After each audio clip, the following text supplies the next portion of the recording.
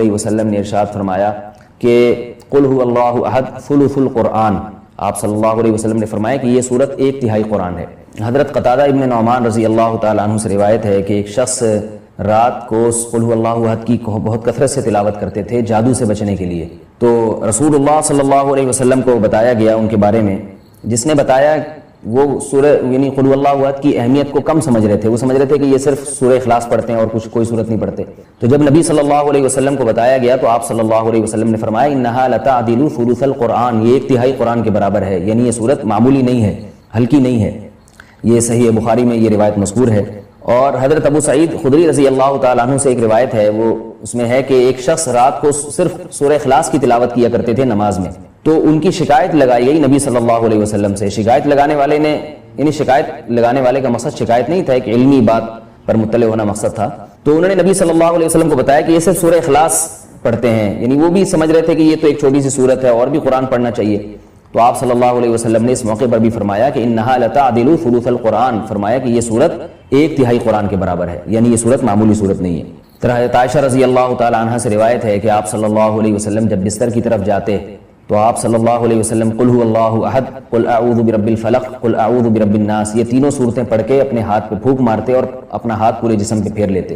یہ اہتمام آپ صلی اللہ علیہ وسلم نے اس وقت فرمایا جب آپ صلی اللہ علیہ وسلم پر جادو ہوا، اس کے بعد آپ صلی اللہ علیہ وسلم کا ہمیشہ یہ معمول رہا ہے۔ یہ بھی صحیح بخاری کی روایت ہے۔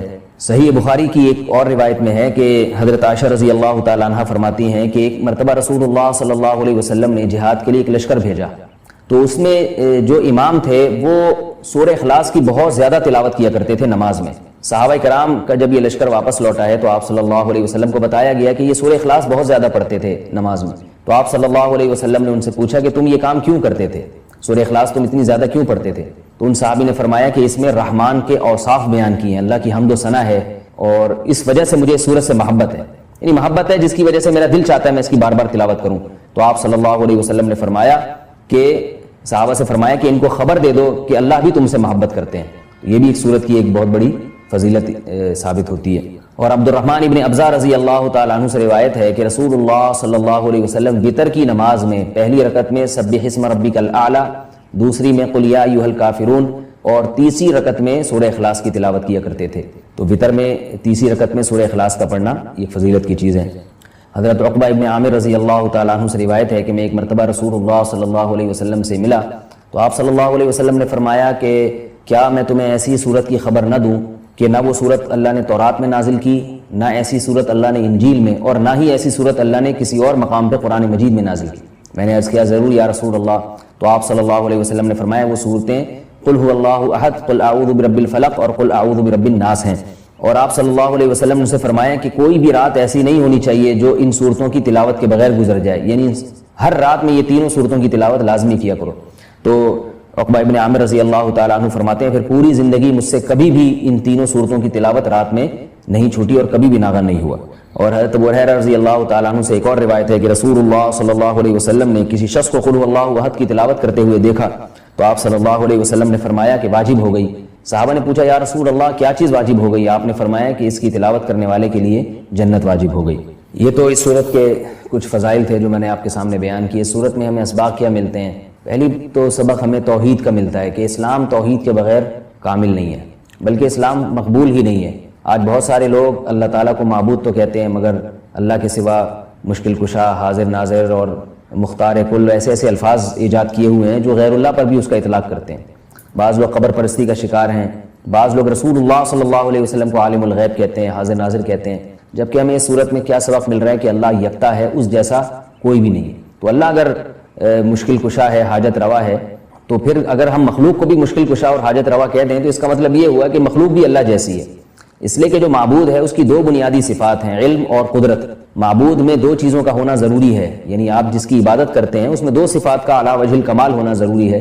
ایک یہ کہ اس کی قدرت کامل ہو، وہ جو چاہے کر سکتا ہو، اور اسے اس کا علم کامل ہو، جیسے کہ قرآن مجید میں آتا ہے اللہ الذی خلق سبع سماوات ومن الارض مثلہن یتنزل الامر بینہن لتعلموا ان اللہ علی کل شیء قدیر وان اللہ قد احاط بکل شیء علما۔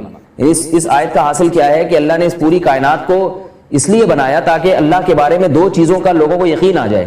ایک یہ کہ لِتَعْلَمُوا أَنَّ اللَّهَ عَلَىٰ كُلِّ شَيْءٍ قدیر کہ اللہ ہر چیز پر قادر ہے، وَأَنَّ اللَّهَ قَدْ أَحَاطَ بِكُلِّ شَيْءٍ عِلْمًا اور اللہ کے علم سے کوئی بھی چیز خارج نہیں ہے، یعنی مختار کل بھی اللہ ہے اور عالم الغیب بھی اللہ ہے۔ تو اگر آپ اللہ کے علاوہ کسی اور کو بھی ان صفات میں اللہ کے ساتھ شریک کر دیں، چاہے وہ ذاتی کہہ کے کریں یا عطائی کہہ کے کریں، کسی بھی طرح سے کر دیں، یعنی بعض لوگ یہ کہتے ہیں کہ اللہ مشکل کشا ہے لیکن اللہ نے اپنی مخلوق میں سے بعض پیغمبروں کو مشکل کشا بنا دیا ہے، اور اللہ عالم الغیب ہے لیکن اللہ نے اپنی مخلوق میں سے بعض پیغمبروں کو عالم الغیب بنا دیا ہے، تو یہ غلط ہے۔ اسی کی قرآن جگہ جگہ نفی کر رہا ہے کہ علم غیب میں اور قدرت میں اللہ جیسا کوئی بھی نہیں ہے۔ اس لیے اس سورت سے ہمیں یہ سبق ملتا ہے۔ دوسرا ہمیں سبق ملتا ہے کہ لم یلد ولم یولد، کہ اللہ کے بارے میں یہ عقیدہ رکھنا کہ اس نے جنا ہے، جیسے کہ عیسائی کہتے ہیں حضرت عیسیٰ علیہ السلام اللہ کے معاذ اللہ بیٹے ہیں، تو اللہ نے کسی کو نہ تو بیٹا بنایا اور نہ اللہ نے جنا۔ بعض عیسائی کہتے ہیں کہ اللہ نے حضرت عیسیٰ کو جنا ہے معاذ اللہ، لیکن عیسائیوں میں جو جمہور ہیں وہ یہ کہتے ہیں کہ اللہ نے جنا تو نہیں ہے لیکن اللہ نے ان کو اپنا بیٹا بنا لیا، یعنی بیٹے جیسے ہیں، تو یہ بات بھی غلط ہے۔ لم یتخذ صاحبۃ ولا ولدا، قرآن کہہ رہا ہے اللہ نے کسی کو نہ تو جنا ہے اور نہ اللہ نے کسی کو بیوی یا بیٹا بنایا ہے، بنایا بھی نہیں ہے اللہ نے۔ اللہ کے یعنی کسی کو محبت میں بیٹا کہہ دینا یہ ایک الگ چیز ہے، لیکن باقاعدہ اس کو بیٹا بنا لینا یہ ایک الگ چیز ہے، کیونکہ ہم جب کسی کو بیٹا بناتے ہیں تو اس لیے کہ ہمیں اس کی ضرورت ہوتی ہے، ہمیں اس سے کام لینا ہے، ہمیں اپنے والی وارث چاہیے۔ اللہ کا کوئی وارث نہیں ہے، اللہ کا کوئی والی نہیں ہے، اللہ بے نیاز ہے۔ یہ اس صورت کا بنیادی اسباق تھے۔ اللہ فرماتے ہیں کہ جو لوگ ڈپریشن کا شکار ہو جاتے ہیں، جلد بازی میں فیصلے جلد بازی میں کرتے ہیں، ان میں تدبر نہیں ہے، غور و فکر نہیں ہے، تو لیکن کچھ علامتیں اپنے اندر پیدا کر لو تو تمہارے اندر سے جلد بازی، جس جلد بازی کے نتیجے میں ڈپریشن ہوتی ہے، خودکشی کے خیالات آتے ہیں، یعنی زندگی سکون کی گزرے گی تمہاری، اس کے لیے چند کام کرنے پڑیں گے۔ نمبر 1، نماز کی مکمل پابندی۔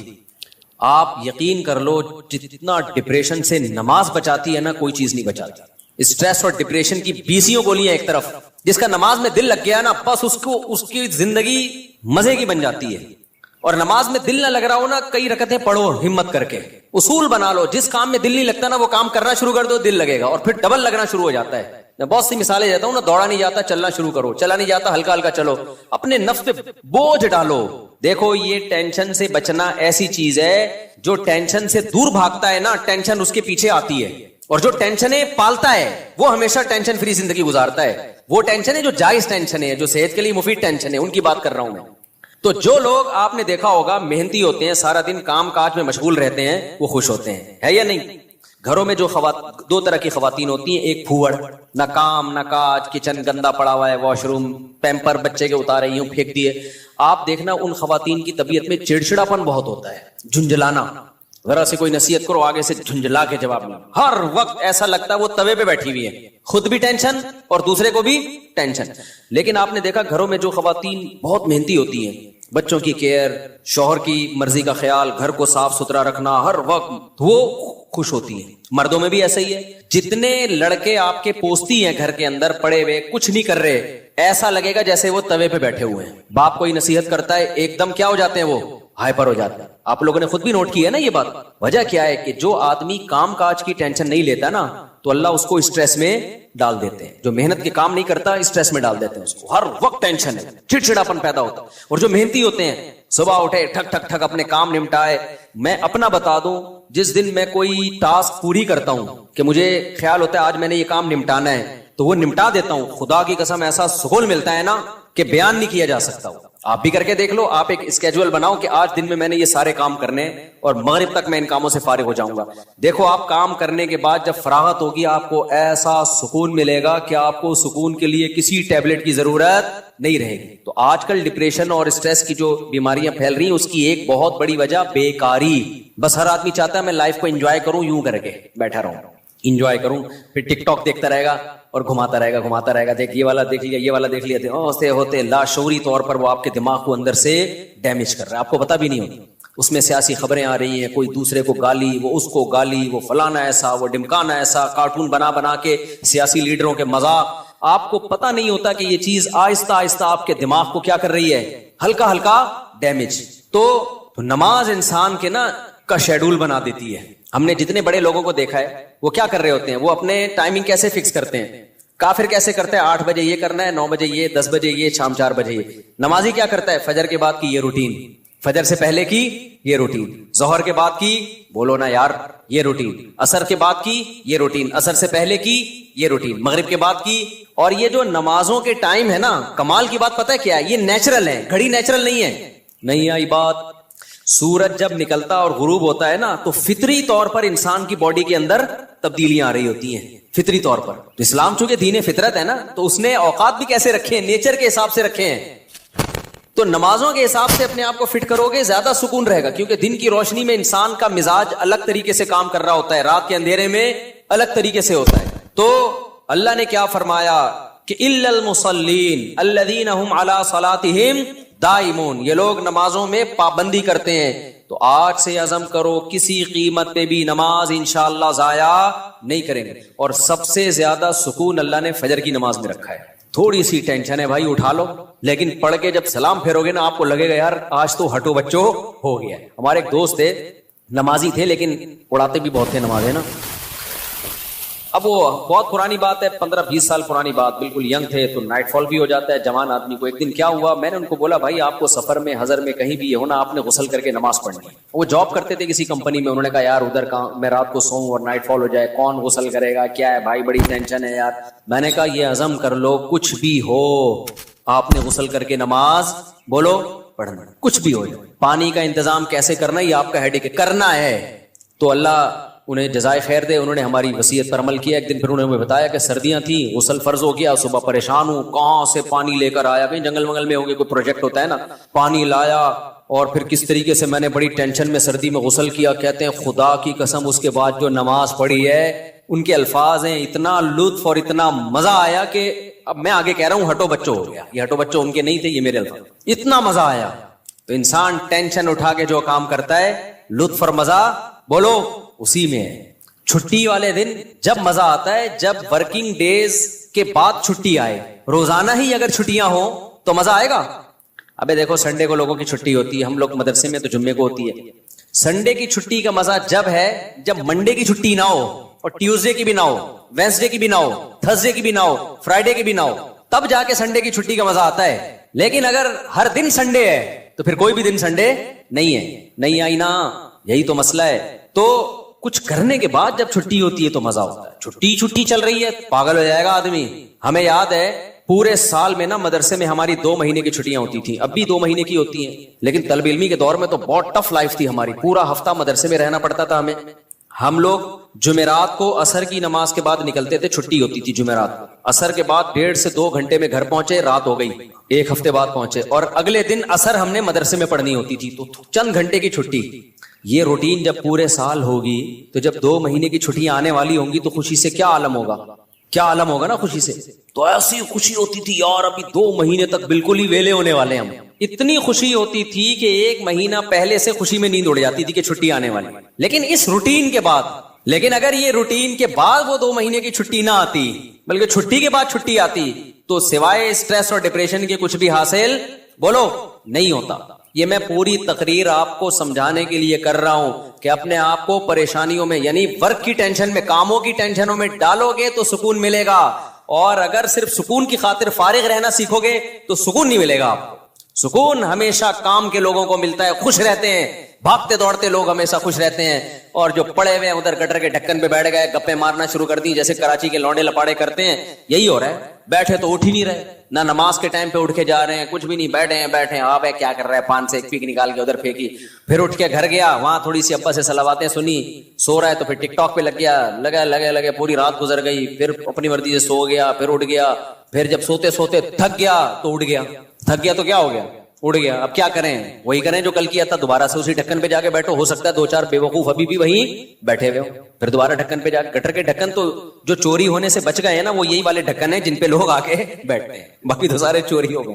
اب حضرت مفتی تقی عثمانی صاحب کی عمر ماشاءاللہ کافی ہو گئی ہے، لیکن صحت عمر کے لحاظ سے بہت اچھی، حالانکہ اتنی بزی اور اتنی ٹف لائف گزاری ہے انہوں نے. 8 گھنٹے مطالعہ کا معمول رہا ہے ایک دور میں. لیکن ہم جب بھی حضرت سے ملتے ہیں حضرت خوش طبع ہیں، تو حضرت بہت خوش مزاج ہیں. حالانکہ اتنا مصروف آدمی تو دیکھنے میں لگتا ہے خوش مزاج ہو ہی نہیں سکتا. جتنے میں نے دیکھے نا مصروف، میرے شیخ حضرت مفتی رشید احمد صاحب بہت بزی رہتے تھے. حضرت تو اتنے بزی تھے، حضرت فرماتے تھے کہ اپنی زندگی کا شیڈول ایسا بنانا چاہیے کہ ایک بوتل میں پانی بھرا ہوا ہے. بوتل میں کیا ہے؟ پانی بھرا اور ڈھکن لگا دیا آپ نے. اب اس میں ایک قطرہ پانی جب جائے گا جب پرانا ایک قطرہ نکلے گا. بات سمجھ میں آ رہی ہے؟ ایک قطرے کی بھی جگہ نہیں ہے. ایک قطرہ جب اس میں جائے گا جب ایک قطرہ پہلے سے اس میں نکالا جائے گا. تو فرمایا اگر یہ قطرہ زیادہ قیمتی ہے تو پرانے قطرے کو نکالو, اس قطرے کو ڈالو. یہ قطرہ پرانے قطرے سے زیادہ قیمتی نہیں ہے تو اسی کو رہنے دو, لیکن ہوگا ریپلیس ہی ہوگا, نیا آئے گا پرانا نکلے گا. تو فرماتے تھے کہ اپنے زندگی, اپنے جو 24 گھنٹے کے اوقات کو اس طرح سے بوتل میں پانی کی طرح بھر دو کہ اب آپ کوئی اگر کام کرنا چاہتے ہو تو پرانا کوئی کام ڈسٹرب ہوگا تو پھر نیا کام ہوگا. نہیں یہی بات میرا خیال ہے. جیسے ابھی جو روٹین چل رہی ہے نا پبلک کی, وہی کیا چل رہی ہے, کوئی بھی نیا کام کرنا چاہیں تو کر سکتے ہیں کیونکہ پرانا کوئی کام کوئی کر ہی نہیں رہے. 10 کام مزید شروع کر سکتے ہیں کیونکہ فارغ ہی فارغ ہیں. جبکہ ہمارے حضرت کا کیا تھا کہ حضرت نے اگر کوئی نیا کام کرنا ہے نا, کوئی بھی, جیسے کسی کتاب کا مطالعہ کرنا ہے تو پہلے سے جو کام ہو رہا ہے نا اس کا ناغہ کرنا پڑے گا. تو پھر اس میں کمپیئر کیا جائے گا کہ پرانا کام زیادہ قیمتی ہے یا نیا کام. یعنی کاموں کا حرج تو ہوگا کیونکہ 24 گھنٹے مصروف ہیں تو کام کا حرج تو ہوگا, لہذا نئے کام کے لیے ٹائم نہیں ہے. نیا کام اس میں جب داخل ہوگا جب نیا پرانے سے بھی زیادہ امپورٹنٹ ہوگا. مثال کے طور پر 24 گھنٹے آپ کا ایک اسکیجول ہے, ایک شیڈول ہے. اب نیا کام کیا ہے, آپ کی بچی بیمار ہے, ایمرجنسی میں ہاسپٹل لے کے جانا ہے, لیکن آپ کا وہ مطالعے کا ٹائم ہے یا ورزش کا ٹائم ہے یا اور کوئی بزی یا جاب کا ٹائم ہے. تو اب آپ کیا کرو گے بھائی, نقصان تو ہوگا, آفس کا ناغہ تو ہوگا, لیکن اب یہ کام ان تمام کاموں سے زیادہ اہم. بچی کی جان تو بچانی ہے نا, یا اپنی جان ہو یا بچی کی جان ہو, تو اس طرح سے ہونا چاہیے. آپ کہہ سکتے ہیں لو بھائی یہ تو زندگی کا مزہ ہی کرکرا ہو جائے گا, 24 گھنٹے اپنے آپ کو ایسا بزی بنا کے رکھو, یہ تو انسان نہیں, یہ تو گدھا ہو گیا نا. میں سمجھا پا رہا ہوں اپنی بات جو میں بیان کر رہا ہوں, مجھے لگ رہا ہے آپ کے چہروں سے ایسا لگ رہا ہے کہ شاید میں سمجھا نہیں پا رہا. بھائی آپ کہیں گے کہ ہمیں اپنے آپ کو خوش رہنے کے لیے, شریعت پہ چلنے کے لیے 24 گھنٹے ہمیں اپنے آپ کو کیا رکھنا ہے, بزی رکھنا ہے. تو یہ تو انسان نہیں, یہ کیا ہو گیا بھائی, گدھا. تو گٹر کا ڈھکن کہاں گیا اس میں, تو زندگی کے مزے ہی کرکرے ہو گئے. تو دیکھو 24 گھنٹے بزی رکھنے کا مطلب یہ نہیں ہے کہ مطالعے میں, پڑھائی میں اور ہر وقت ایسے کاموں میں جس سے تھکاوٹ ہی ہو, بلکہ اس میں تفریح بھی, وہ بھی ضروری کاموں میں داخل ہے. دوستوں سے کبھی کبھار بیٹھ کے گپ شپ بھی ان ضروری کاموں میں, کیونکہ دماغ کو فریش رکھنے کے لیے ضروری ہے کہ کبھی کبھار گٹر کے ڈھکن پہ جا کے بیٹھا کرے, تھوڑا ابے تبے کے ماحول میں دوست احباب سے بات چیت کر لیا کرے, تھوڑا سا ریلیکس رہے گا اور سوسائٹی میں ان رہے گا. کیونکہ جو بالکل سوسائٹی سے کٹ کے بالکل ہی پپو بن جاتے ہیں نا, وہ دنیا میں کسی کام کے نہیں رہتے, وہ کسی کام کے نہیں رہتے دنیا میں. لیکن اس کا ایک ٹائم ہو. میں اپنے دوستوں میں ایسے لوگوں کو جانتا ہوں, ہمارے ساتھ گپ شپ تھی ان کی گپ شپ بھی ٹائم سے ہوتی تھی. اس وقت وہ ہم آج وہ بہت بڑے عہدوں پہ پہنچے ہوئے ہیں. بھی چند دن پہلے ایک کا فون بھی آیا کہ آپ وہی طارق مسعود ہو جو ہمارے ساتھ کھیلا کرتے تھے, گپ شپ تھی. میں نے کہا ہاں. میں نے کہا آج کل کیا وہ بہت بڑا آفیسر بن چکا ہے, وہ نام نہیں بتاؤں گا میں, بہت بڑی فلم بن گیا بھائی وہ. لیکن اس کی روٹین کیا تھی مجھے یاد ہے. اس کی روٹین یہ تھی کہ بیٹھے ہیں نا دوست احباب تھڑے پر, ہاں چل رہا ہے, ٹائم دیکھا یار 1 گھنٹہ ہو گیا بس, یا آدھا گھنٹہ ہو گیا, کہتے میرا اسٹڈی ٹائم شروع ہو گیا. اتنے نیک بچے کراچی میں پائے نہیں جاتے, لیکن وہ تھا. یہ بات کر رہا ہوں جب ہم 16-17 سال کے تھے, اس وقت گپے مار رہے ہیں. ایسے بھی نہیں ہے کہ گپ شپ ہی نہ ہو دوستوں کے ساتھ, یہ بھی نہیں ہے. اور یہ بھی نہیں ہے کہ بیٹھے ہیں تو بیٹھے ہی ہیں, نا. اس نے ٹائم ایک بنایا ہوا تھا, گھر کا ماحول ایسا تھا نا. تو اب آ کے بیٹھے, ابھی گپ شپ شروع کر دیا, اور بھائی ہاں ہی باتیں, کرکٹ ہم ساتھ کھیلا کرتے تھے, کرکٹ کی باتیں چل رہی ہیں, گپ شپ ہو رہی ہے. یار میرا اسٹڈی ٹائم شروع ہو رہا ہے, میں جا رہا ہوں. ہم کہتے تھے یار عجیب انسان ہے بھائی, اتنا نیک آدمی. تو یہ ہے کہ یہ نہیں کہ آپ نے دوستوں کی محفلیں بالکل چھوڑ دی, گپ شپ بالکل چھوڑ دی, کھیل کود بالکل چھوڑ دیا, لیکن اس کو بھی اپنے شیڈول کا حصہ بنانا ہے. اس کو بھی جتنا ٹائم بنتا ہے اتنا دینا ہے. اب ہو یہ رہا ہے کہ کوئی پلاننگ نہیں ہے, کوئی روٹین نہیں ہے, تو ہم اپنی زندگی اپنی مرضی سے نہیں چلا رہے, ہمیں کوئی اور چلا رہا ہے. اور پتہ ہے کون ہے, اس کو پیار سے شیطان کہا جاتا ہے. ہمیں کون چلا رہا ہے, شیطان بتاتا ہے اب اڑ جا, کیونکہ سو کے اب تو تھک گیا ہے. تو ہم کہتے ہیں چلو بھائی اب اڑ جاتے ہیں. شیطان بتاتا ہے کہ دوبارہ سو جا. اتوار کو لوگ کیا کرتے ہیں چھٹی والے دن, 12 بجے سو کے اٹھیں گے, اس کے بعد حلوہ پوری, وہ نہیں رش ہوتا, اتنا بھاری بھرکم ناشتہ کریں گے کہ آدھے گھنٹے بعد دوبارہ سے غنودگی شروع. لہذا دوبارہ شیطان کیا کہتا ہے, دوبارہ کیا بنتا ہے, سونا بنتا ہے. دوبارہ سو گئے تو سارا دن سوئے, ساری رات سوئے. تو میرے بھائی خوش رہنا چاہتے ہو نا, تو اپنی روٹین بناؤ اور روٹین کو اپنے تابع رکھو، نہ یہ کہ آپ شیطان کے تابع بن جاؤ۔ بار بار میں ایک مثال دیتا ہوں، گھوڑے کی لگام اگر آپ کے ہاتھ میں ہوگی تو گھوڑا آپ کی مرضی سے سفر کرے گا۔ ابھی ہو یہ رہا ہے کہ ہم نے اپنی لگام گھوڑے کے ہاتھ میں پکڑا دی ہے، گھوڑا ہمیں بتاتا ہے کہ تو نے کدھر جانا ہے۔ بڑے لوگوں کی ایک بڑی زبردست بات ہے کہ اگر آپ کی زندگی گزارنے کی اپنی کوئی پلاننگ نہیں ہوگی تو آپ کسی دوسرے کی پلاننگ کا حصہ بن جاؤ۔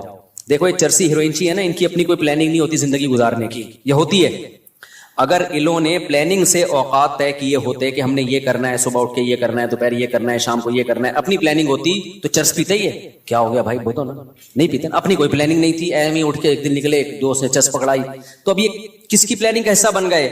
چرس اور ہیروئن کے جو اسمگلر ہے نا، ان کی پلاننگ تھی ہم نے پیسہ کمانا ہے، تو وہ کروڑ پتی بن گئے کیونکہ ان کی کوئی پلاننگ نہیں تھی، تو یہ لوگ ان کی پلاننگ کا حصہ بن کے انہوں نے اپنا بیڑا غرق کر دیا، ان کو ارب پتی بنا دیا۔ ہر دفعہ ایسا ہی ہوتا ہے، آپ کی اپنی پلاننگ نہیں ہے کہ میں نے کتنی دیر فیس بک پہ بیٹھنا ہے، کتنی دیر یوٹیوب پہ بیٹھنا ہے، بس آپ نے بیٹھ گئے تو کوئی پلاننگ نہیں ہے، تو آپ دیکھتے جا رہے ہو، دماغ آپ کا خراب ہو رہا ہے، یہ اس نے اس کو گالی دی، اس نے 80 لیٹر کا کارٹون بنا دیا، اپنی کوئی پلاننگ نہیں ہے کہ میں نے دیکھنا کون سا چینل ہے، کتنی دیر دیکھنا ہے، معلوماتی چینل دیکھنا ہے، ادھر ادھر دائیں بائیں چیزیں میں نے نہیں دیکھنی، نیوز بھی ایک حد تک دیکھنی ہے، بس اتنی کافی ہے ہمارے لیے آج کی تاریخ میں، یہ تھوڑی کہ نیوز ہی سنتے چلے جاؤ، کیا تحقیق کرنی ہے آج میں نے، اگر نہیں ہے نا تو آپ دیکھتے چلے جاؤ گے۔ اور جو یوٹیوبرز یا فیس بکیے یا ٹک ٹاکرز ہیں، ان کی پلاننگ تھی کہ ہم نے ویوز بڑھا کے پیسہ کمانا ہے، تو آپ جیسے بے وقوف ان کی پلاننگ کا حصہ، آپ کا نقصان اور وہ کروڑ پتی بن رہے ہیں۔ نہیں آئی بات، میرا خیال ہے دیکھو یوٹیوبرز ویورز کے لیے کیا کرتے ہیں، فلانے مولوی نے، مفتی طارق مسعود نے آج انجینئر کے پرخچے اڑا دیے، حالانکہ میں نے کہیں نہیں ایسے اڑائے ہوتے، وہ ایک دم وہ لگائے گا نا ایک وہ تھمبنیل پہ، ابے تمہیں کیا کرنا ہے پرخچے اڑائے کہ نہیں اڑائے، تمہیں کسی مسئلے کی تحقیق کرنی ہے، کسی خاص مسئلے کی، تو تم اس مسئلے کو دیکھو، یار مفتی طارق مسعود نے اس مسئلے طلاق کے مسئلے کی تحقیق کرنی ہے یا اور کوئی مسئلہ، یار اس پہ میں سرچ کر رہا ہوں، مجھے ضرورت ہے، یا یہ کاروبار حلال ہے یا نہیں ہے، میں ڈراپ شپنگ کرتا ہوں، اب ڈراپ شپنگ ہے حلال، چلو مفتی طارق مسعود ڈراپ شپنگ لکھ کے سرچ کرو، یہ آپ کی پلاننگ ہوگی، اس میں آپ کو فائدہ ہوگا، لیکن ہو کیا رہا ہے، یوٹیوبر اٹریکٹ کرنے کے لیے تھمبنیل پہ عنوان لگائے گا مفتی طارق مسعود دوبارہ جہلم، کل ایسے ہی ہوا میرے سامنے آتا ہے، میں نہیں دیکھتا کہ یار میں، حالانکہ میں دیکھ سکتا ہوں نا کہ کیا کہا ہے بھائی اس نے، کل ایک میرے سامنے سے ویڈیو گزری، اس پہ لکھا مفتی طارق مسعود دوبارہ جہلم پہنچ گئے، میں کراچی میں بیٹھ کے دیکھ رہا ہوں، میرا بھی دل چاہ رہا تھا نا میں کلک کروں، کیا خیال ہے کہ یار میرے بارے میں جھوٹ کیوں بولا، کیا بولا، میں نہیں کیا کلک، میں نے کہا وہ بے وقوف ہے، ہم تھوڑی بے وقوف ہے بھائی، ہمیں پتہ ہے جھوٹ ہے، جھوٹ آگے ہو سکتا ہے اندر جو مضمون ہو وہ یہ ہو کہ جانا چاہ رہے تھے لیکن نہیں گئے، ہو سکتا ہے یہ لکھا ہوا اس نے، یہ لکھا ہوا، لیکن سچ لکھا ہے جھوٹ لکھا ہے، میں کیا کروں گا، میرا تو ٹائم ویسٹ ہوگا نا، میں کام کی چیز دیکھوں نا، لیکن میں نے جس ویوز دیکھے پبلک کا رجحان دیکھنے کے لیے کہ پتہ نہیں کتنے ویوز آئے ہوئے تھے اس پہ، اور جا کے لے کے کمنٹس میں گالیاں دی ہوں گی لوگوں نے کہ بھائی کیا کر رہا ہے، جھوٹ کیوں بول رہا ہے، لیکن آپ کی جب اپنی کوئی پلاننگ نہیں ہوتی تو آپ دوسروں کی پلاننگ کا حصہ بن جاتے۔ اب یوٹیوبر کی پلاننگ تھی ویوز کے ذریعے پیسے کمانے، اس کو پتا ہے ایسا عنوان لگائیں گے تو دھڑا دھڑ ویوز آئیں گے، آپ کا ٹائم ویسٹ ہو رہا ہے، آپ نے جب دیکھا پہنچے تو ہیں نہیں، ٹھیک ہے نا، ایسی جھوٹ بولا ہوا اس نے، اس کے پیسے بن رہے ہیں اور آپ کا ٹائم ویسٹ، اور آپ ڈپریشن میں، پھر زبان گندی کر کے گالیاں کمنٹس میں الگ، تو ان تمام چیزوں کا آپ کو کچھ بھی حاصل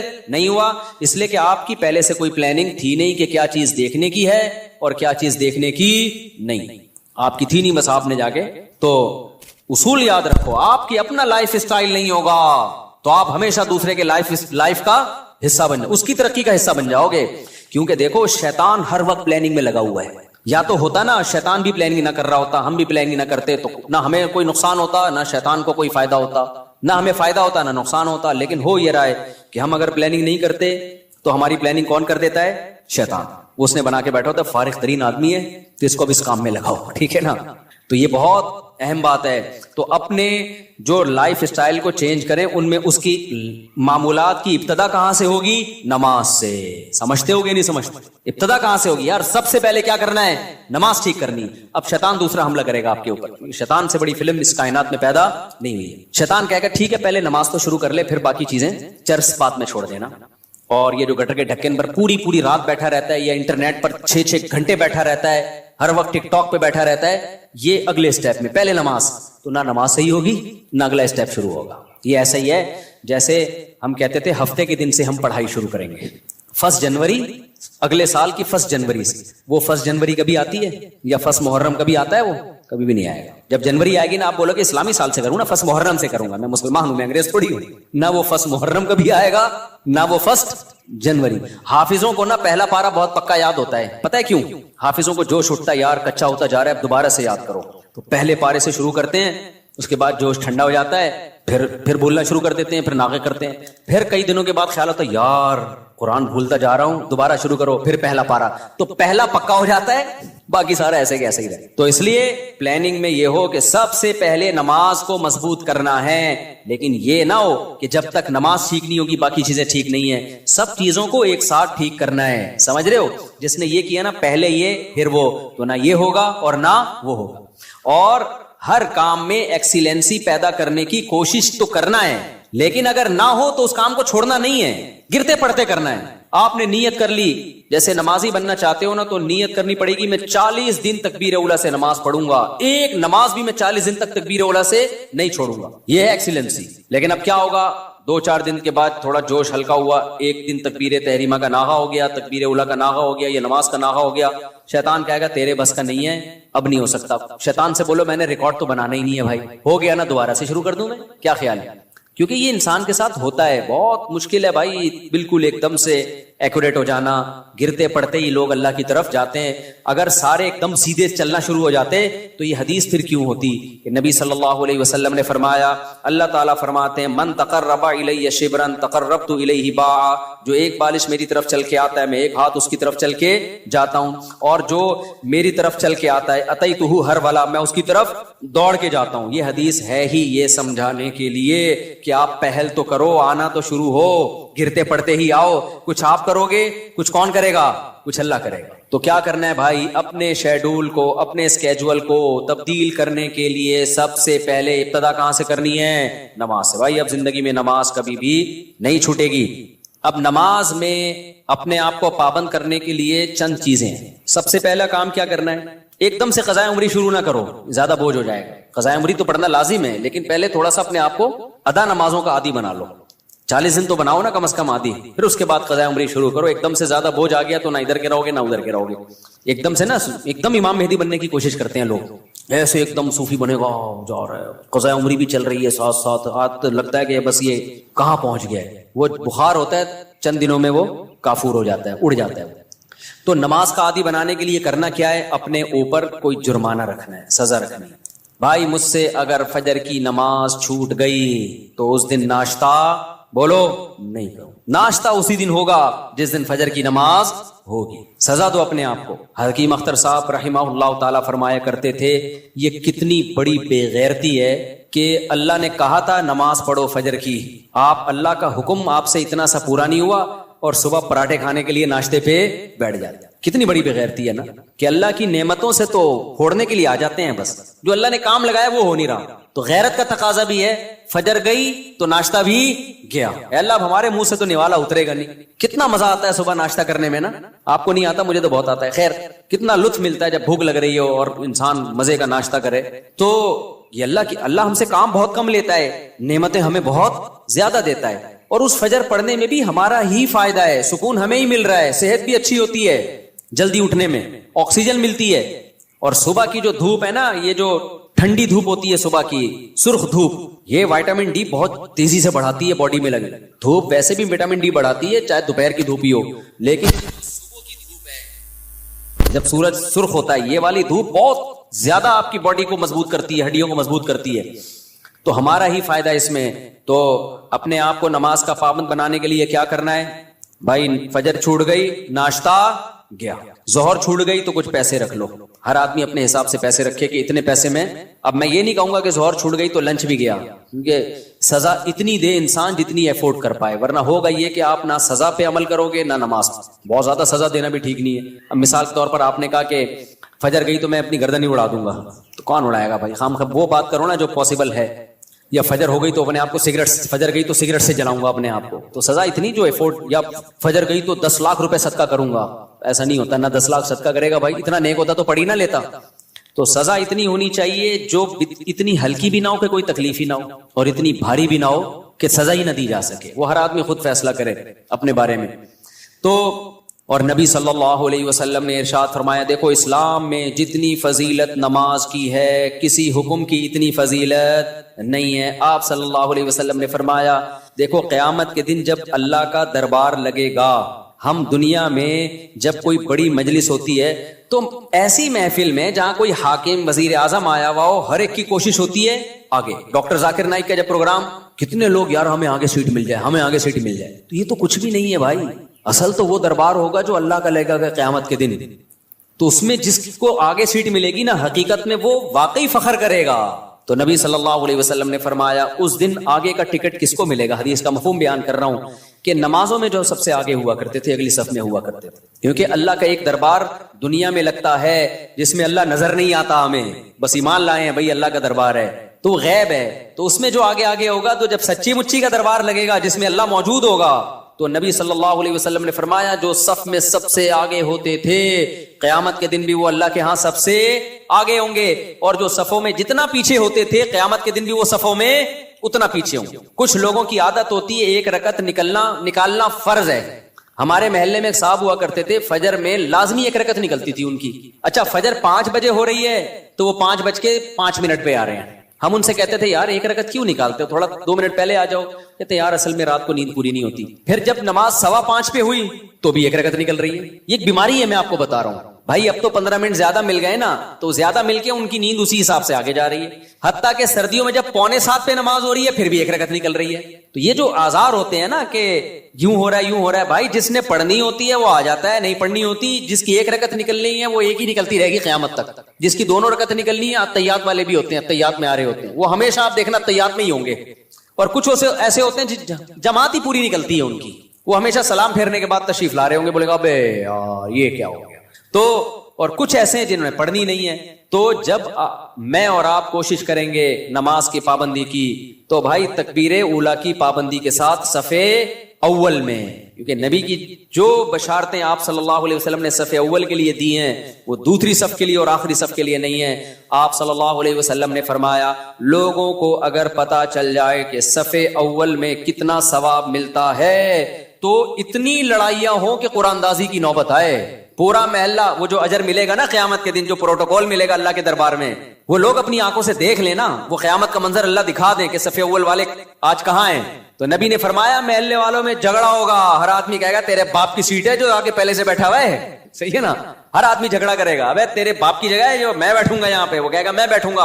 اتنی لڑائیاں ہوں گی کہ فیصلہ کس سے کیا جائے گا, قرعہ ڈالا جائے گا. آج تم کہ ہمیں اپنی آنکھوں سے دیکھ نہیں رہے, لہذا ایسے پوستیوں کی طرح رڑتے آتے ہیں, وہ بالکل پیچھے بیٹھے. آگے جگہ بھی ہوتی تو کوشش کرتے ہیں پیچھے ہی کھڑے رہیں, کیونکہ تاکہ نکلنے میں آسانی ہو, سلام امام پھیرے اور فوراً بھاگ سکیں ہم. تو وجہ اس کی ہے کہ بھائی اللہ فرماتے ہیں فلا تعلم نفس ما اخفی لهم من قرۃ اعین, کسی نفس کو خبر نہیں ہے ہم نے اپنے نیک بندوں کے لیے آنکھوں کی ٹھنڈک کا کیسا سامان چھپا کے رکھا ہے. تو جو نیک بندوں کے لیے آنکھوں کی ٹھنڈک کا اللہ نے سامان چھپایا ہے, اللہ وہ اگر دکھا دے تو میرے بھائی پھر ہمیں ان تقریروں کی ضرورت نہیں رہے گی. ہم میں سے ہر شخص کوشش کرے گا نماز میں پہلے سے آئے. اچھا جن کو پہلے آنے کی عادت ہوتی ہے نا, ان کو پھر سکون ہی نہیں ملتا بعد میں آنے سے. ہم اپنی مسجد میں دیکھ رہا ہوں, مجھے یہاں 18 سال ہو گئے, 18 سال ہو گئے مجھے یہاں. تو میں 18 سال سے جن کو دیکھ رہا ہوں نا 10 منٹ پہلے آتے ہیں وہ نماز میں, آج بھی وہ نماز میں 10 منٹ پہلے آتے ہیں. حالانکہ وہ بوڑھے ہو گئے, ہارٹ کے مسائل, شوگر کے مسائل, 20 بیماریاں, بے ساکھیوں سے آ رہے ہوں گے, لیکن آئیں گے 10 منٹ پہلے ہی. کیوں؟ وہ کہتے ہیں یار یہ کیسی نماز ہے, سکون تو جب ہی ملتا ہے پہلے سے آگے بیٹھو, سنتیں آرام سے پڑھو. ایسے بھی یہاں بزرگ تھے جو گھٹنے جواب دے گئے, لیکن آ رہے ہیں 15, انتقال ہو گیا ان کا, اللہ مغفرت فرمائے. پھر جب میں ان کی عیادت کے لیے گھر گیا تو کہتے ہیں بھائی مفتی صاحب بس اتنی دعا کرو کہ جو مسجد کی جماعت ہے نا وہ نہ, کیونکہ ساری زندگی ہم نے صف اول میں نماز پڑھی ہے, اب کوئی غم نہیں ہے سوائے اس کے کہ مسجد کی جماعت چھوٹ گئی ہم سے, مسجد کی ہم سے جماعت چھوٹ گئی. تو یہ نشہ ہے میرے بھائی, سمجھ رہے ہو, صف اول میں نماز پڑھنے کا کیا ہے, یہ نشہ ہے, جس کو لگ جائے وہ بڑھاپے میں بھی نہیں چھوٹتا. ہمارے حضرت مفتی رشید احمد صاحب بھی بہت زیادہ تکبیر اولیٰ کے پابند تھے, آخری عمر میں ان کے بھی کو بھی ظاہر ایک ایج ہوتی ہے. تو جب وہ نیچے آتے تھے نا نماز پڑھنے کے لیے اتنا خوش ہوتے تھے, کہتے تھے یہ اللہ کا اتنا بڑا فضل ہے کہ نماز نہیں چھوٹ رہی مجھ سے. تو جن کو نشہ ہو جائے ان سے پھر یہ صف اول نہیں چھوٹتی. تو ایسا نشہ پیدا کر دو اپنے اندر. نشہ کب ہوتا ہے؟ جب عادت پڑ جائے نا, لت پڑ جائے, تو صف اول کی عادت ڈال دو. رمضان میں ہم دیکھتے ہیں جن کو تراوی میں صف اول میں تراوی پڑھنے کی عادت ہے نا، 15 منٹ پہلے آئیں گے، اپنا رومال بچھایا بیٹھ گئے وہاں. کیوں کہتے ہیں یار مزہ ہی نہیں ہے پیچھے کھڑے ہو کے نماز پڑھنے کا. اور یہ لوگ زیادہ سکون سے نماز پڑھ لیتے ہیں. اور جو کنفیوز ہوتے ہیں آج پڑھنی ہے کہ نہیں پڑھنی، تو وہ آئے گا، پہلے بیٹھے گا، پیچھے وضو میں بیٹھا رہے گا، نلکا کھول کے ہاتھ صاف کرتا رہے گا ایسے، پھر کوئی باتیں کرے گا، پھر پیچھے ٹیک لگا کے بیٹھ جائے گا، چلو 2-4 رکعتیں نکل جائیں کیا ہیں، پھر ایک آدھ رکعت میں رکوع میں جب امام جائے گا تو شامل ہو جائے گا. تو اس سے آپ کا دل ہی نہیں لگے گا نماز میں. تو کام وہی اچھا ہوتا ہے جو پابندی کے ساتھ اور مکمل فوکس بنا کے کیا جائے.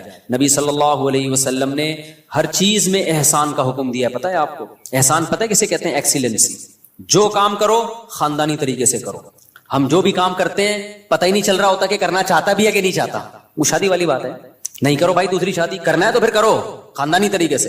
پھر ایسی کی تیسی. کل بھی ایک کیس آیا نا، اصل میں کیس ہی یہی آ رہے ہیں آج کل. کیا کریں، کیس آیا کہ وہ شادی کر لی ہے، اب اس پہ دباؤ ڈال رہے ہیں طلاق دے دو طلاق دے دو، اور وہ لڑکی والے اس کے سر پہ دوسری کو دے دو. تو میں نے کہا کرنا ہی نہیں تھا جب دم نہیں تھا، جب کر لیا تو بولا جاؤ تمہاری ایسی. اب میں نے کہا اگر ڈر گیا نا، کنفیوز ہو گیا یار دوسری کو چھوڑوں نہیں چھوڑوں، میں نے کہا اس سے ڈپریشن میں جائے گا. کام تو کر لیا، اب بول بھائی میرے ٹکڑے کر دو، مجھے بم سے اڑا دو. میں نے کہا اس میں سکون ملے گا. میں نے کہا دیکھو میں تمہیں سمجھا رہا ہوں سکون مل رہا ہے نا؟ کہتے ہیں ہاں مل رہا ہے. میں نے کہا اس سے مطلب یہ سکون اسی میں ہے. ہو گیا ایسی کی تیسی. ہم لوگ بولیں گے 2 نمبر ہے، بولے ہم 2 نمبر ہیں. لوگ بولیں گے برا آدمی، بولے ہم ہیں. ہم کم نے کب کام ہے بہت نیک آدمی. تو جو بھی کام ایکسیلنسی کے ساتھ ہوتا ہے. صحابہ کرام جب نماز پڑھا کرتے تھے کتنے خشوع و خضوع سے پڑھا کرتے تھے، تبھی نمازوں میں ان کو مزہ آتا تھا. ہم نماز پڑھ رہے ہوتے ہیں، مسجد کی طرف آ رہے ہوتے ہیں ایسے جیسے قبر سے مردے کو اکھاڑا جا رہا ہے، بستر سے ایسے اٹھتے ہیں، مسجد میں ایسے آتے ہیں جیسے پولیس جیل کی طرف لے کے جا رہی ہے. پھر وہاں بیٹھے ہوتے ہیں بار بار، کبھی یوں کر کے دیکھ رہے ہیں، کبھی پیچھے مڑ مڑ کے امام کو دیکھ رہے ہیں کہ آ کیوں نہیں رہا. بھائی تمیز سے منہ نیچے کرے بیٹھ جاؤ، 30 سیکنڈ لیٹ ہو جائے گی نا نماز زیادہ سے زیادہ. پھر سلام کے بعد فوراً ایک دم نا ایسے جیسے توے پہ بٹھایا ہوا ہے، ہلنا شروع ہو جائے گا کہ اٹھوں کیسے میں یہاں سے. سکون سے. نبی صلی اللہ علیہ وسلم نے فرمایا جتنی دیر انسان نماز کے انتظار میں ہوتا ہے اللہ کی ہاں اتنی دیر نماز ہی کی حالت میں ہوتا ہے. اس کو نماز کا ثواب ملتا رہتا ہے، اس کو نماز کا ثواب ملتا رہتا ہے. اور جتنی دور سے چل کے آئے گا، آپ صلی اللہ علیہ وسلم نے فرمایا ہر قدم پہ اللہ ایک نیکی دیں گے اور ایک گناہ اس کا معاف کریں گے. کتنے فضائل ہیں میرے بھائی نماز پڑھنے کے. نبی صلی اللہ علیہ وسلم نے فرمایا، کیا پیاری حدیث ہے یار، اس سے تو بڑا مزہ آتا ہے. نبی نے فرمایا کہ میری امت قیامت کے دن اپنی چہروں کی سفیدی سے پہچانی جائے گی، کیونکہ اتنا وضو کیا ہوگا نا اس نے زندگی میں. اب جو 15 سال کی عمر سے نماز پڑھ رہا ہے، 15 دفعہ روزانہ دن میں منہ دھوتا ہے کہ نہیں دھوتا؟ اور یہ وہ منہ کا واش کرنا نہیں ہے جو گورے واش کرتے ہیں، یہ عبادت کے طور پہ منہ کا دھونا ہے. یہ جو ہم چہرہ دھوتے ہیں دن میں 15 دفعہ، بازو دھوتے ہیں دن میں 15 دفعہ، پاؤں دھوتے ہیں دن میں 15 دفعہ، 3 دفعہ دھویا جاتا ہے نا. تو یہ صرف واشنگ نہیں ہے کہ سروس ہو رہی ہے آپ کی، یہ دھونا بطور عادت ہے یا عبادت کے طور پر ہے؟ بتاؤ. یہ عبادت کے طور پہ دھویا جا رہا ہے، منہ اللہ نے حکم دیا. تو آپ سوچو جس نے 40 سال 50 سال اللہ کے حکم پہ دن میں 15 دفعہ منہ دھویا ہوگا، تو کیا اس کے چہرے پہ کوئی ایسی علامت نہیں ہوگی جس سے پتا چل جائے کہ اس کا چہرہ دوسرے چہروں سے بہت پاکیزہ ہے؟ کیونکہ اس بار بار منہ دھونے سے جو منہ کے گناہ ہیں، بازوؤں کے گناہ ہیں، پاؤں کے گناہ ہیں، وہ دھل رہے ہیں، ان میں روحانیت پیدا ہو رہی ہے، نورانیت پیدا ہو رہی ہے. یہ نورانیت دنیا کی آنکھوں سے نظر نہیں آتی، لیکن یہ نورانیت قیامت کے دن اللہ ایسی آنکھیں دے دیں گے جس سے لوگوں کو یہ نورانیت نظر آنا شروع ہو جائے گی. غرم محجلین. آپ نے فرمایا کہ اتنا واضح ہوں گے نا اہل اسلام قیامت کے دن، جو نمازی تھے اتنے واضح ہوں گے نا ان کے چہرے، فرمایا جیسے سارے سیاہ گھوڑے ہوں اور ان میں ایک سفید پیشانی والا گھوڑا ہو اور اس کے سفید پاؤں ہو. گھوڑوں میں یہ بڑی خوبصورتی سمجھی جاتی تھی کہ مکمل سیاہ ہو لیکن پیشانی کیا ہو؟ سفید، اور پاؤں کیا ہو؟ سفید. صرف پاؤں میں سفیدی کے نشانے سے گھوڑے میں بڑا حسن پیدا ہوتا ہے. تو آپ نے فرمایا کہ سارے سیاہ گھوڑوں میں اگر سفید پیشانی والا گھوڑا ہوگا تو فوراً الگ پہچان ہوگی کہ نہیں ہوگی؟ ہے بھائی ایک گھوڑے ہیں، اب آپ کا گھوڑا ان گھوڑوں میں مکس ہو گیا، سب کے کلر تو آپ جا کے غور سے دیکھو گے، لیکن آپ کا گھوڑا سفید پیشانی والا تھا، باقی سارے کالے، فوراً پہچان جاؤ گے بھائی یہ کس کا گھوڑا ہے؟ یہ میرا. تو نبی نے فرمایا میں اپنے امتیوں کو پہچاننے میں کوئی کنفیوژن نہیں ہوگی، کیونکہ وضو کی کثرت کی وجہ سے سب کے چہرے نورانی ہوں گے، سفید ہوں گے. سب کے بازو کیا ہوں گے؟ نورانی اور سفید. جتنا ایریا وضو میں کور ہوتا ہے نا سارا سفید ہوگا. سفید کا مطلب نور نکل رہا ہوگا اس سے، نورانی چہرے ہوں گے. تو یہ ہلکی چیز نہیں ہے بھائی نماز کا قائم کرنا. شاعر اسلام میں سے دیکھو ہر مذہب کا کوئی خاص نشان ہوتا ہے جس سے پتہ چل جاتا ہے یہ آدمی اس مذہب سے بلونگ کرتا ہے کہ نہیں ہوتا؟ ہندو عورتوں کے یہاں کیا ہوتی ہے؟ بولو، ٹیکا بندیا ہوتی ہے نا، تو جس عورت کی ہوتی ہے ہمیں فوراً پتہ چل جاتا ہے یہ کیا ہے بھائی. منہ سے بولنے پر گورنمنٹ نے پابندی لگائی ہے تو ٹھیک ہے بھائی. جس خاتون کے یہاں ٹیکا ہوتا ہے 99% چانس ہوتا ہے کہ یہ کیا ہے؟ ہندو ہے، ہندوؤں کا کلچر ہے. یہاں سلیب لٹکا ہوا ہے تو فوراً پتہ چل جاتا ہے بھائی یہ کیا ہے؟ یہ عیسائی. خاص علامات ہوتی ہیں ان کی. اور اسی طرح یہودیوں کی ایک خاص کیپ ہوتی ہے، اتنی سی کیپ یہاں رکھی ہوئی ہوتی ہے، ماشاءاللہ داڑیاں تو ایک اچھا کام کرتے ہیں، بڑی داڑھی رکھتے ہیں، چھوٹی سی یہاں کیپ ہوگی، خاص ڈریس ہوتا ہے ان کا. پہلے تو ہمیں یہودی کہیں نظر ہی نہیں آئے تھے کراچی میں. اب دنیا میں ٹریولنگ ہوتی ہے تو بہت سارے، میں بعض دفعہ دم کروانے جانے لگا تھا، میں نے کہا لگ رہا ہے بخاری کے کوئی استاذ بیٹھے ہوئے، اتنے داڑھی کی وجہ سے ویسے چہرہ تو نورانی ہو ہی جاتا ہے، اتنی بڑی بڑی داڑھی. امریکہ میں اور کینیڈا میں تو جاپان میں بھی میں نے دیکھے، تو میں سمجھا کہ کوئی بخاری پڑھانے والے مدرسے کے استاد ہیں. میں نے کہا جا کے دم کراتا ہوں. انہوں نے کہا رکھ کے چماڑ لگے گا، دم نہیں کرا بھائی یہودی. تو ہانگ کانگ میں دیکھے ہم نے اتنی بڑی بڑی داڑھیوں والے یہودی. تو اس لیے میں غامدی صاحب سے کہتا ہوں کہ یہودیوں سے عبرت حاصل کرو. یہودیوں کا مذہب اتنا پرانا، پھر بھی داڑھی کا انکار نہیں کیا اب تک انہوں نے. اتنے لبرل، اتنے سیکولر ہو گئے کیونکہ تورات میں داڑھی لکھی ہوئی ہے. موسیٰ علیہ السلام کی تعلیمات میں تھا داڑھی بڑھاؤ.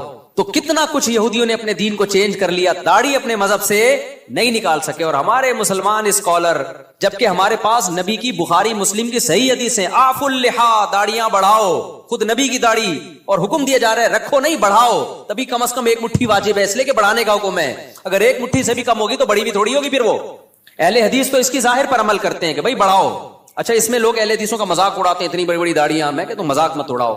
وجہ اس کی یہ کہ بہرحال وہ کس کا سہارا لے رہے ہیں؟ حدیث کا سہارا لے رہے ہیں. اعفوا اللحا، کیونکہ کسی صحیح حدیث میں ہمیں داڑھی چھوٹی کرنے کا حکم نہیں ملتا. تو اس لیے اب کسی کا مذاق اڑانا اس بیس پہ کہ وہ بڑی داڑیاں رکھ رہے ہیں اور یہ غلط ہے بھائی. وہ اس میں سہارا کس کا لے رہے ہیں؟ نبی کی حدیث کا. اعفوا اللحا، چھوڑ دو اپنے حال پہ. ہم عبداللہ بن عمر کے قول سے استدلال کرتے ہیں، ان کے عمل سے، کہ وہ ایک مٹھی سے زیادہ کاٹ دیا کرتے تھے اور صحابہ نے کسی پر ان پر اعتراض نہیں کیا. تو یہ گنجائش ہے. تو لیکن نص تو ہے نا بہرحال ان کے پاس، تو اس میں مذاق نہیں بنتا کہ آپ مذاق اڑانا شروع کر دیں یا کسی کی نیت پہ شک کرنا شروع کر دیں. بہرحال اسلام میں حکم داڑھی کاٹنے کا نہیں ہے، کس کا ہے؟ بڑھانے کا. تو غامدی صاحب نے کیا کیا؟ انکار کر دیا کہ ایکچولی کلچر تھا. بھائی کلچر تھا تو نبی آرڈر کیوں دے رہے ہیں؟ نبی ان کا کلچر تو عربوں کا کھجور کھانا بھی تھا، تو آپ نے کھجور کھانے کے آرڈر دیے کہ عربوں کا کلچر تھا لنگی پہننے کا، آپ نے کہیں لنگی کا آرڈر دیا ہمیں؟ عربوں کا کلچر تھا گدھے کی سواری کا، تو آپ نے آرڈر دیا ہمیں گدھے کی سواری کرو؟ بھائی بطور مذہب اور بطور دین کے داڑھی بڑھانے کا آپ نے حکم دیا ہے، کیونکہ آپ نے فرمایا 10 چیزیں پیغمبروں کی فطرت ہیں. تو فطرت کی مخالفت تغییر خلق اللہ کہلاتی ہے. ان میں داڑھی بڑھانا، مونچھیں گھٹانا، بغلوں کے بال صاف کرنا. تو کیا بغلوں کے بال صاف کرنا آپشنل ہے کیا؟ کرو نہ کرو آپ کی مرضی. نہ کاٹنے پڑیں گے آپ کو. ناخن کاٹنا، یہ سب ایک ہی حدیث کا حصہ ہیں. تو جیسے ناخن کاٹنا واجب ہے، آپشنل نہیں ہے. بغلوں کے بال صاف کرنا اس حدیث کی روشنی میں واجب ہے، آپشنل نہیں ہے. بول دو نا، مجھے شک ہونے لگتا ہے کہ بڑھائی بھی ہوں گی. زیر ناف بال صاف کرنا واجب ہے، آپشنل نہیں ہے. تو اسی حدیث میں بھائی داڑھی بڑھانے کا حکم دیا جا رہا ہے، تو وہ کیسے آپشنل ہو گیا؟ اس کا کلچر، نبی کلچر بیان کرنے کے لیے تھوڑی آئے ہیں. نبی کیا بیان کرنے کے لیے آئے ہیں؟ حدیث، اللہ کا حکم بیان کرنے کے لیے آئے ہیں. تو جب تک اس کے خلاف کوئی دلیل نہ ہو، اس کو اللہ کا آرڈر اور اللہ کا حکم ہی سمجھا جائے گا. تو یہودیوں نے اپنے مذہب سے داڑھی نہیں نکالی، یہ مذہب کا آرڈر. سکھوں سے عبرت حاصل کرو. جب میں کینیڈا کے ایئرپورٹ پہ اترا ہوں، مجھے اتنی بڑی بڑی داڑھیوں والے سردار نظر آئے. حالانکہ ایئرپورٹ پہ وہ جاب کر رہے ہیں، کوئی مینیجر ہے، کوئی پائلٹ ہے، داڑھی سب نے رکھی. 99 جو میرا تجزیہ غلط بھی ہو سکتا ہے، کیونکہ ہو سکتا ہے جنہوں نے داڑھی کاٹی ہوئی مجھے پتہ ہی نہ چل رہا ہو کہ یہ سکھ ہے یا کچھ اور، لیکن انہوں نے رکھی ہوئی ہے. وہ اپنے مذہب کو نہیں چھوڑتے. شرم سے ڈوب مرنے کا مقام ہے میرے بھائی. پھر ہم لوگ کے لیے کیا خیال ہے؟ اور غامدی صاحب نے تو انکار ہی کر دیا. تو ہمارے تو پیغمبر دیکھو، یوسف علیہ السلام سے زیادہ کوئی خوبصورت تھا، لیکن آپ کی بھی کیا تھی؟ داڑھی. اور جمال میں سب سے زیادہ جمال اللہ نے، حسن الگ چیز ہے، جمال الگ چیز. حسن میں سب سے بڑا درجہ یوسف علیہ السلام کا، لیکن جمال جو حسن کے سے اوپر کی چیز ہے، وہ جمال سب سے زیادہ اس کائنات میں نبی صلی اللہ علیہ وسلم کو اللہ نے دیا ہے. اور یہ حدیث سے ثابت ہے. لیکن آپ صلی اللہ علیہ وسلم کی بھی داڑھی تھی. اس لیے میں غامدی صاحب اور ان کے فالوور سے کہتا ہوں کہ آپ سے نہیں رکھی جا رہی، آپ توبہ استغفار کر لو، لیکن انکار مت کرو بھائی. آپ تحریف دین جو ہے یہ زیادہ بڑا جرم ہے. تو اور ہمت کر کے رکھ لو. کیا جا رہا ہے یار؟ خیر، تو کہاں سے کہاں بات چلی گئی. کیا بات کر رہا تھا میں؟ ہاں، میں کہہ رہا تھا اسلام کے شعائر ہوتے ہیں نا، جیسے ہندوؤں کے خاص شعار ہے، سکھوں کا ایک خاص شعار ہے، داڑھی ہوتی ہے، پگڑی ہوتی ہے، یہ ان کا شعار ہے. عیسائیوں کا سلیب ہے. تو مسلمانوں کا شعار کیا ہے؟ مسلمانوں کا شعار کوئی خاص لباس نہیں ہے. شاعر اسلام میں سب سے بڑی چیز ہے نماز، کہ 5 ٹائم مسلمان مسجد میں حاضری دیتا ہے. یہ دنیا میں کوئی مذہب اپنے عبادت گاہوں میں 5 ٹائم حاضری دیتا ہے، ہندو ہفتے میں 1 بار، باقی انہوں نے چھوٹے چھوٹے بھگوان گھر میں ہی رکھے ہوئے ہیں، صحیح ہے نا، وہ ان کی روزانہ عبادت کریں، صبح شام کریں، یہ ان کا ہیڈیک ہے. لیکن واحد ایک اسلام مذہب ہے جو آپ کو عبادت خانے میں کتنی دفعہ بلاتا ہے؟ 5 بار. تو مسلمان اپنی روٹین میں 5 ٹائم، تو یہ 5 ٹائم ایسی چیز ہے عبادت جو چھپنے والی نہیں ہے. آپ کسی غیر مسلم کے ساتھ رہو گے، اس کو 1-2 دن میں پتا چل جائے گا بھائی ان کے تو 5 ٹائم اوقات ہیں، یہ تو ہر تھوڑی دیر کے بعد ان کو نماز کے لیے جانا ہوتا ہے. تو یہ شاعر ہے، اس سے پتا چلے گا کہ آپ مسلمان ہو یا کافر ہو. صحابہ کے دور میں اسی سے پتا چلتا تھا. دیکھو نبی صلی اللہ علیہ وسلم نے جب دعوت دی نا عرب کے قبائل کو، تو بہت سے قبائل مسلمان ہو گئے، بہت سے مسلمان نہیں ہوئے، تو پھر آپ نے جہاد شروع کیا. تو حدیث میں آتا ہے کیونکہ کوئی معاہدہ تو تھا نہیں نا، جنگ تھی، تو آپ صلی اللہ علیہ وسلم لشکر لے کے جاتے، اس علاقے کے قریب پڑاؤ ڈالتے کہ ابھی ہم نے اس پہ حملہ کرنا ہے. تو دیکھتے کہ فجر کی اذان کی آواز آتی ہے کہ نہیں آتی. اگر فجر کی اذان کی آواز آئی، اس کا مطلب یہ کیا ہے؟ مسلمان ہے، چھوڑ دو. اذان کی آواز نہیں آئی، بھائی یہ اسلام قبول ہی نہیں کیا. تو اذان اور نماز، یہی وجہ ہے کہ صحابی رسول کہتے ہیں کہ نبی کے دور میں نا بدترین سے بدترین منافق، جس کا سب کو پتا ہوتا تھا کہ یہ کمبخت اندر سے کافر ہے، صرف فیور لینے کے لیے مسلمان ہے، کمبخت، وہ بھی جماعت کی نماز میں آتا تھا. کیونکہ اگر وہ نماز میں نہیں آتا نا تو مسلمان سمجھتے کہ یہ کمبخت ابھی، یہ تو اس نے شو کر دیا کہ میں کافر ہوں. تو ایمان اور کفر کا فرق نماز سے سمجھا جاتا ہے.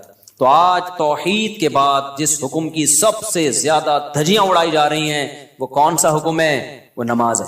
میں بار بار قرآن کی آیت پیش کرتا ہوں نا کہ اگر نماز چھوڑنے کی تھوڑی سی بھی گنجائش ہوتی، دفتری کاموں کی وجہ سے، کل پیپر ہے آپ کا، یا سردی میں اٹھا نہیں جا رہا، یا آپ کو دل نہیں چاہ رہا، یا بیمار ہیں، تھوڑی سی بھی گنجائش ہوتی، تو سب سے بڑا عذر کیا تھا؟ میدان جنگ میں لڑائی.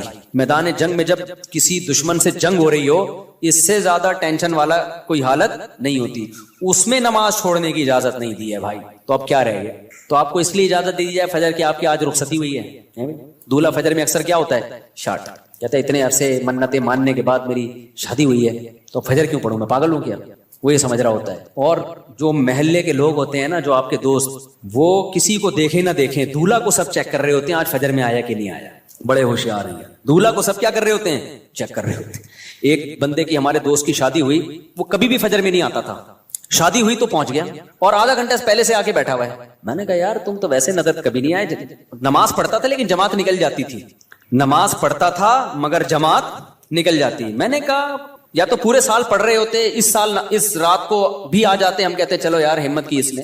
پورے سال کبھی میں نے آپ کو مسجد میں دیکھا نہیں، یعنی نماز پڑھتا تھا جماعت کے بعد آ کے، اور آج آپ آدھے گھنٹے سے آئے ہوئے ہو. کہتے یار سویا ہی نہیں ہوں. تو میں نے کہا نیند ہی نہیں آئی خوشی سے نا، خوشی سے نیند آئی نہیں ہے. تو اب میں نے کہا چلو آج پہلی دفعہ جماعت سے نماز پڑھ کے ریکارڈ کریں گے. تو میں نے کہا میں تو آپ کو بہت نیک سمجھ رہا تھا، لیکن خیر یہ بھی غنیمت ہے. تو یہ شروع میں ہوتا ہے، خوشی سے نیند نہیں آتی، اس کے بعد کنواروں کو دیکھ دیکھ کے روتا ہے کہ کیسی گہری نیند سوتے ہیں یار، یہ کتنے گھوڑے بیچ کے سوتے ہیں، کوئی ٹینشن نہیں ہے. خیر تو بھائی آج سے عزم کرتے ہو کہ نہیں کرتے؟ سفر ہو، حضر ہو، لڑائی ہو، جھگڑا ہو، پہلے سے پلاننگ کرنی ہے. کیونکہ قرآن نے نماز پڑھنے کا حکم نہیں دیا. یحافظون، حفاظت کا مطلب جس چیز کی حفاظت کرنی ہوتی ہے پہلے سے پلاننگ کرنی پڑتی ہے نا، یا اینڈ ٹائم پہ کرتے ہو. دیکھو بینک سے آپ کو 1 کروڑ روپے لے کے نکلنا ہے، اب یہ حفاظت کرنی ہے کہ نہیں کرنی؟ تو آپ نے کیا کیا؟ بینک سے 1 کروڑ روپے لے کے باہر آئے، سڑک پہ آ کے سوچ رہے ہو کہ اس کی میں نے حفاظت کیسے کرنی ہے. کیا خیال ہے؟ کیونکہ آپ نے سن لیا تھا کہ 1 کروڑ روپے کی ہم نے حفاظت کرنی ہے، لہذا نکالے، باہر نکلے اور ابھی شاپر میں پڑے ہوئے. اب آپ کہہ رہے ہو یار میں حفاظت اس کی کرنی ہے، میں نے پلاننگ کرنی ہے. ہو جائے گی حفاظت، کیونکہ ڈاکو پہلے سے پلاننگ کر چکا ہو. کہ کچھ بے وقوف ایسے ہوتے ہیں جو پیسے لے کے نکلتے ہیں، نکلنے کے بعد سوچ رہے ہوتے ہیں ان کو کہاں رکھنا ہے ہم نے. تو ایسے لوگوں کی حماقت سے ڈاکو فائدہ اٹھاتے ہیں. تو آپ نے جب حفاظت کرنی ہوتی ہے تو پلاننگ پہلے سے، یار 1 کروڑ کا چیک ہے، کیش لے کے نکلنا ہے میں نے، تو پہلے سے سوچو کہاں سے نکلوں، کن کو ساتھ لے کے جاؤں، کون سا شاپر ہوگا، بلیک کلر کا شاپر ہوگا، اور اس شاپر میں جوتے ہوں گے، اور جوتے کے اوپر ٹوپیاں ہوں گی، اور مسواکیں ہوں گی، اور خود بھی دھوتی بنیان، تاکہ دیکھنے میں لگے کہ یہ بھیک مانگنے گیا تھا بینک میں، دھکے دے کے نکال دیا گیا. ہمارے ایک دوست ہیں دبئی میں، ارب پتی تاجر ہے نا، وہ ڈائمنڈ کا بڑا بزنس ہے. وہ لوگ ڈائمنڈ لے کر آتے ہیں افریقہ سے، افریقہ میں ڈائمنڈ نکلتا ہے نا، وہاں بڑی لڑائی ہے، اتنے سے ڈائمنڈ کروڑوں روپے کا ہوتا ہے. میں نے کہا لاتے کیسے ہو؟ کہتے ہیں بھائی بڑی محنت کرنی پڑتی ہے، ہم جاتے ہیں، حالانکہ اتنا بڑا تاجر ہے وہ دبئی میں اس کی بہت، میں نے جا کے دیکھا اس کا بزنس نا. تو کہتے ہیں ہم ایسے جاتے ہیں افریقہ کے جہاں پر یہ ڈائمنڈ نکلتا ہے نا، ہم دھوتی پہنتے ہیں، اوپر پھٹا ہوا بنیان، ایسے لگتا ہے کہ بیچارے کو 2 ٹائم سے کھانے کو روٹی نہیں ملی. کہہ رہے ہیں ایسے جا رہے ہوتے ہیں خراما بالکل غریبوں والا، لوگ سلام کر رہے ہوتے ہیں، ہو سکتا ہے کوئی 5 روپے ڈال دیتا ہو جیب میں، یار یہ میری طرف سے، منہ بھی ایسا بناتے ہیں کہ لگے کہ کبھی کھانے کو ملا ہی نہیں ہے اس کو. اور کہتے ہیں جو اگلا ہوتا ہے نا، جو ہمیں ڈائمنڈ دیتا ہے، وہ بھی ایسا ہی ہوتا ہے، اسے دیکھ کے بھی کوئی یہ نہیں کہہ سکتا کہ اس کی دھوتی میں ڈائمنڈ رکھا ہوا ہے. ایسے کہتے ہیں پارسل ہوتا ہے، وہاں سے آتا ہے، یہاں سے لیا کسی کو. کیونکہ اگر یہ جائے نا لینڈ کروزر میں بیٹھ کے 3 پیس سوٹ اور ٹائی میں، تو ڈاکوؤں کو پتہ چل جائے گا کہ یہاں خربوزے خریدنے نہیں آیا ہے. تو پلاننگ پہلے سے کرنی پڑتی ہے جب چیز